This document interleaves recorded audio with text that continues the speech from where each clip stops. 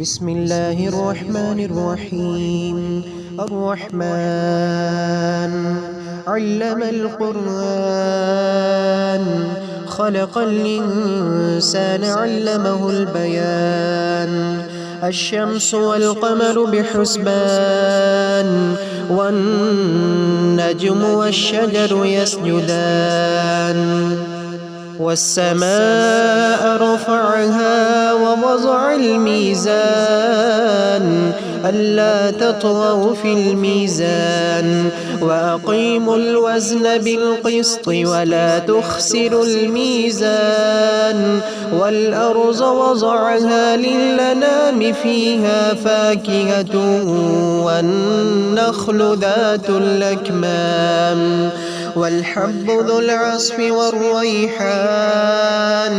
فبأي آلاء ربكما تكذبان؟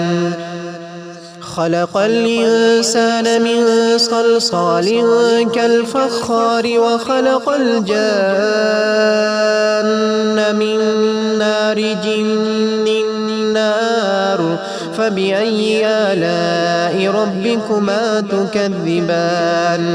رب المشرقين ورب المغربين. فبأي آلاء ربكما تكذبان؟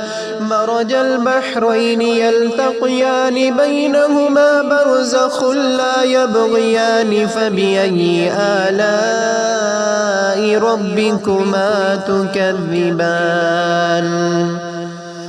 يخرج منهما اللؤلؤ والمرجان. فبأي آلاء ربكما تكذبان؟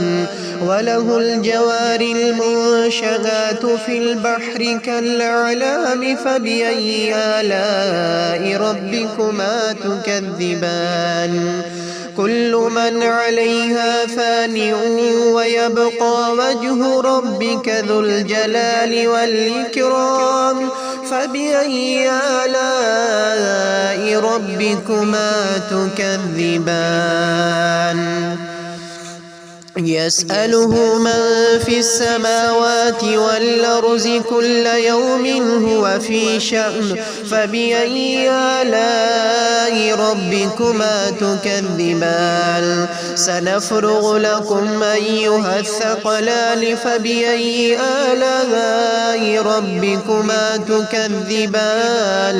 يا معشر الجن والإنس إن استطعتم أن تنفذوا من أقطار السماوات والأرض فانفذوا لا تنفذون إلا بسلطان.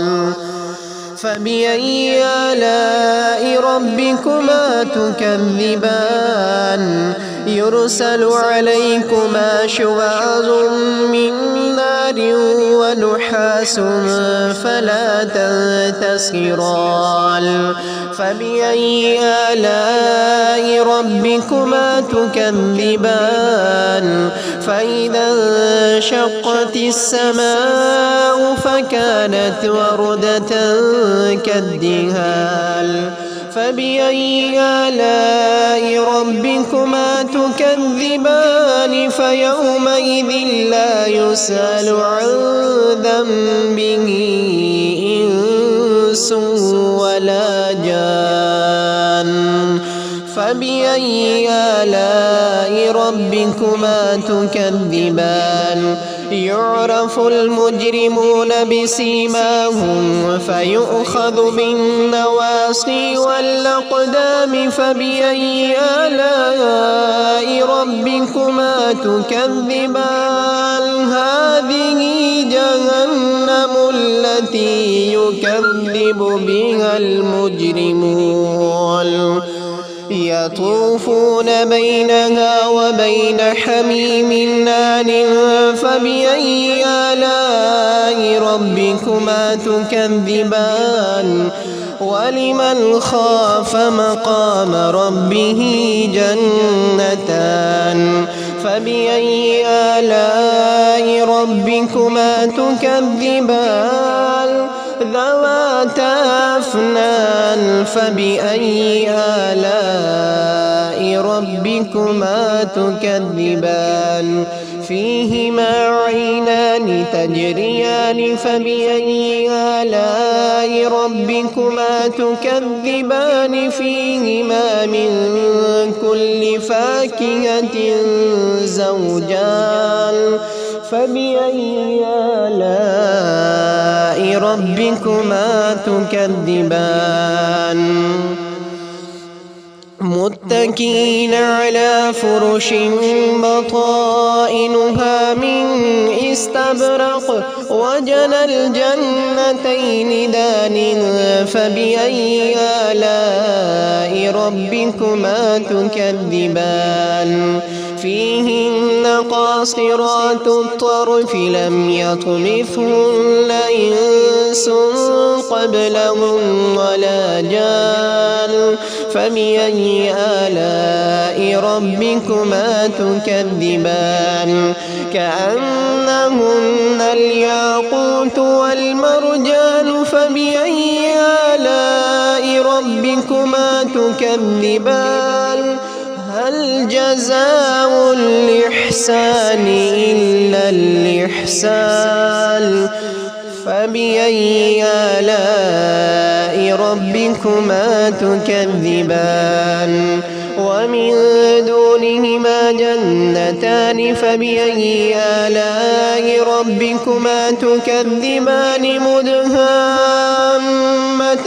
فبأي آلاء ربكما تكذبان فيهما عينان نضاختان فبأي آلاء ربكما تكذبان فيهما فاكهة ونخل ورمان فبأي آلاء ربكما تكذبان فيهن خيرات حسان فبأي آلاء ربكما تكذبان حور مقصورات في الخيام فبأي آلاء ربكما تكذبان لم يطمثهن إنس قبلهم ولا جان فبأي آلاء ربكما تكذبان متكئين على رفرف خضر وعبقري حسان فبأي آلاء ربكما تكذبان تبارك اسم ربك ذي الجلال والإكرام